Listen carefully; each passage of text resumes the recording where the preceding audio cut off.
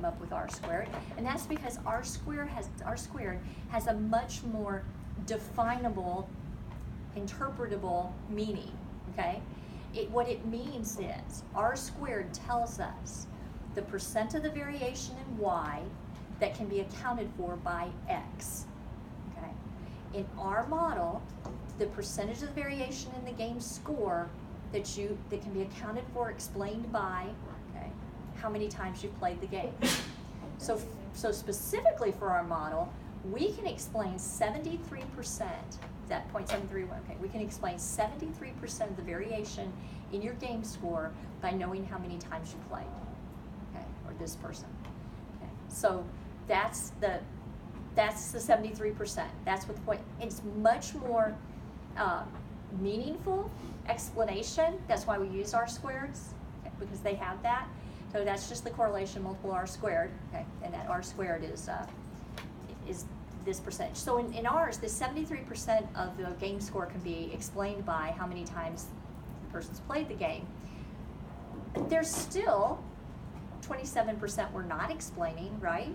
And there's still 27% we don't know what affected it. The person's just really good, very skilled, got really lucky that day, was highly distracted that day, you know, all the things that would cause it to be up, down, different from, you know, exactly. So there's certainly stuff that we don't know, but we didn't model any of that stuff we don't know, so we don't even know what else to put in there. We could begin adding things to it, but at this point, we do know that 73% of the game score can be explained and predicted by too, actually, the number of times somebody has played. Okay. Then there's this number, the standard error of the estimate, which works a lot like a standard deviation. If you remember standard deviation from statistics, you have these curves where a standard deviation that's very small would produce a curve that's much more tight, and a standard deviation that's large would have to be a much wider, more sprawling, you know, kind of curve. Okay. That's because the standard deviation measure is telling you that 2/3 of your data falls within one standard deviation either side of your mean, right? Okay, that's what it's telling you. It's telling you that 95% of your data falls within 2 standard deviations either side of your mean.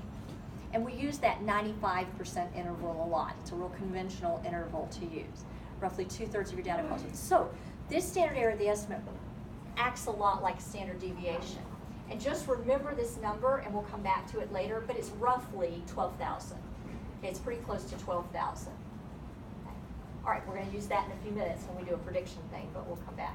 We're going to skip the ANOVA table and not talk about it, but we are going to look at these coefficients. And I really don't want to look at those coefficients without also looking at their p-values. Like I know in this model these p-values are all going to be fine because we only have one x variable and it does a great job of predicting, explaining our y. 73% is pretty good r squared, okay? But before we really even want to talk about our coefficients, we really should look at p-values, because if we ever see a p-value here that's greater than 0.05, what it means is that x, for instance, we don't have multiple x's here, but when we do, that x is not statistically significant in our model. If it's not statistically significant in our model, it's not helping us to explain why. Okay, it's just not statistically significant. That is not the case here. Our p-values are great. They're all really small, so we're good. So now we look at this and say, well, how would we explain those two coefficients? Well, it might help if we put those two coefficients into an equation.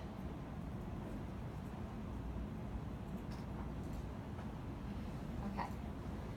Let me move off of it because it's making it look weird. Okay. The constant coefficient right here. Our game score is equal to that constant coefficient, 11,735, plus coefficient for the number of times you played, so the 1119 times the number of times you played. Y equals A plus B times X. I guess what's be B times X or either way. Y equals A plus B times X. Okay. That's our equation that came from this regression, which came from fitting the lines, this little, that line, the equation for that line, and these are the coefficients, plug them right in here into the equation. But I don't just want to be able to look at this equation and go, oh, that's nice. I want to be able to look at those numbers and explain them, interpret them. That's a better word to use, interpret them.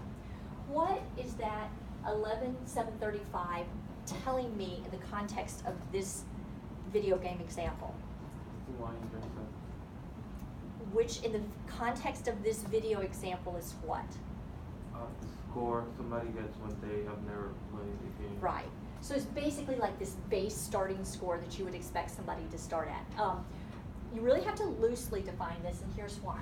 Because it's what it's technically saying is that the number of times you play to 0, okay, multiply this would be gone. This would be your score. Well, you wouldn't have a score if you played 0 times. So we have to loosely interpret this as this is kind of a starting score. Okay, that's pretty much where you start when you really have never played the game before. You probably started out here. Okay. On the other hand, what does the 1119 tell us? What does that number say?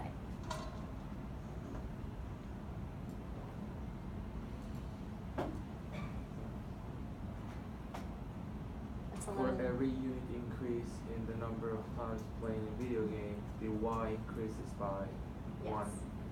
Yes, you expect for each additional time you play this video game that your score would go up in 1119, or an average would go up 1119. We know it's not an exact thing, but that's our expectation, is for each additional time we play the game that our score would go up 1119. You need to be able to interpret those values within the context of your problem. Okay, they need to be able to make sense like that to you. Okay. Questions about these regression results? Because we've got another thing we need to do. All right, so here's what we're going to do. I'm going to add that thing that I told you I wasn't going to do last time, which is prediction.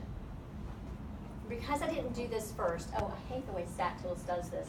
It always moves my row heights, so I lose my whole thing there. Oh, anyway, it just does that. So I'm going to take DEF, columns DEF, and I'm going to insert some new rows in here because I need a little space. Okay, so I'm getting a little space in here, and here's why. I want to set up a prediction set area. Here's how I set it up. I want it to be over here, but here's how I set it up. I have to have the titles of my columns exactly like they are. I cannot typo them by accident, so I'm never going to type them. I am simply going to copy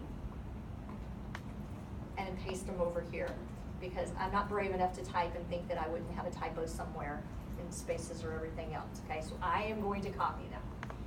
I want to predict what two things. I want to predict what I would have thought the score would have been on game 35. Remember, game 35 actually has already been played. Okay, but I want to predict what would we think it should have been. Now, and then I also want to predict game 61. Game 61 has not been played yet. Okay, so I want to predict both of those two. So I put them under number of times played, 35 and 61. And in one of those two cells, just make sure that your active cells in one of those two cells, and define this data set. Remember in StatTools I told you got to define everything. We've already defined this as video regression. Now we've got to define this as something else. So I'm going to go into on StatTools, the data set manager. It will pick up on it. It actually says you want to do D3 down to E5. Yeah, exactly. It's exactly what I want to do. So it picked up on it. And I'm going to name it, and me personally, I want to name it video, because it's part of the video problem, but I know that what I'm about to do is a prediction set. This is going to be my prediction set area, so I want to name it video prediction. I always do this. I'm just telling you, I do this to make it make sense. These are all part of the same problem. Video regression, that's the regression data. Video prediction is the area where I'm going to do the prediction. Always name them like that, so that it's obvious they go together, but that they're the two parts of the same problem. Anyway, we click OK. All right, so now what I do is I'm going to go right back into the regression that I did last time, because remember last time I just had you turn the prediction off. Okay, well I'm going to go right back into the regression classification, choose the regular regression. I will double check this just because I'm never sure if things are going to stay the same or not since the last time I did it.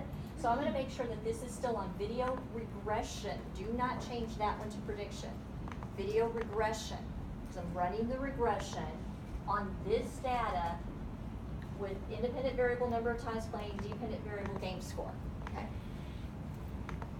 I'm not going to the parameters tab because I never go there. I'm going to turn the graphs off that I turned on before. I just don't need them. Okay. But I'm going back over to the options tab, and now I'll still display the regression equation. But now I'm going to include a prediction set, and look what it thinks my prediction set is. That is the last tab that you went to, right? Mm-hmm. Yeah. Look what it thinks my prediction set is. It's not. That is not what my prediction set is. My prediction set is video prediction. Sometimes that'll come up right. Sometimes, well, my first class it came up right, my second class it came up wrong, and this class it came up wrong. You never know what's going to come up, and that's why I always double check those sets that it's using. Okay, on the first tab, I'm using video regression because I'm doing the regression on the video regression data. On this tab, I'm including the prediction data set of video prediction right here. Okay. I have gone through all my tabs. I click OK. You will always get this when you're doing a prediction. Just say yes to these questions. There may be 1, 2, I don't think there'll be 3 questions, but say yes. It will be overwritten, I know that. So just say yes. All right, so way out on the side, it did my regression again. This is the exact same regression I did before. It's just last time when I did it, I didn't include the prediction. Move way back over by column A. And look at what it inserted here. Okay.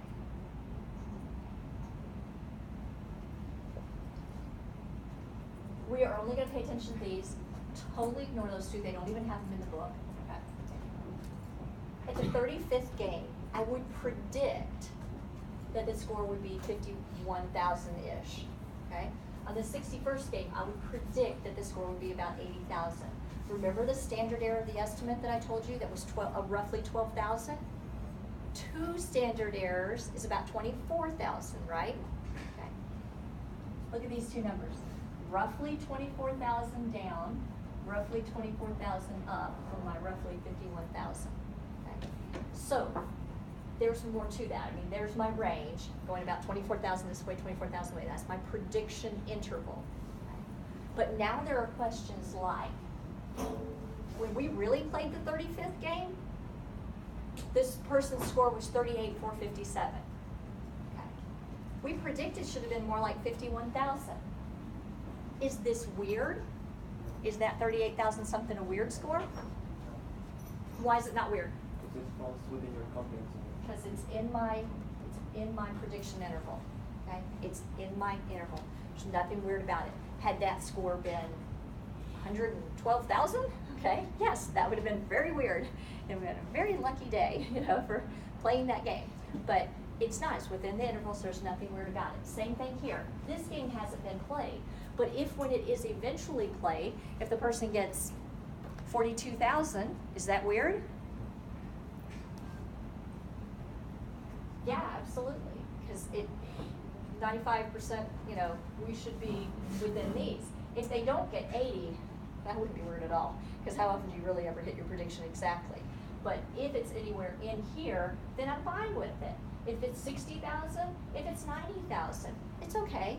It's within my prediction interval. There's nothing strange about it. Okay? It's only strange if it falls outside of that. Okay? But what I predict, for lack of anything better to predict, is 80,000 or roughly 51,000. All right. So later, it's likely that what we're going to do is do our regressions and predictions at the same time. So we don't double up, do regression, then turn around and go back and do predictions. But I wanted to do them in pieces this time because we were just getting used to it. So there's these 2 sides of this using stat tool. You got to get the tool down. You have to. You have to know how to use the tool to produce the output. Okay, but you have to be able to interpret the output. You have to be able to use prediction sets. You have to be able to talk about R-squared, be able to talk about the coefficients and what they mean of the regression equation. You have to be able to do that. But to get that output, you have to be able to use the tool. So you really kind of have to practice on this just a little bit. When we come back in next week, we'll finish one more simple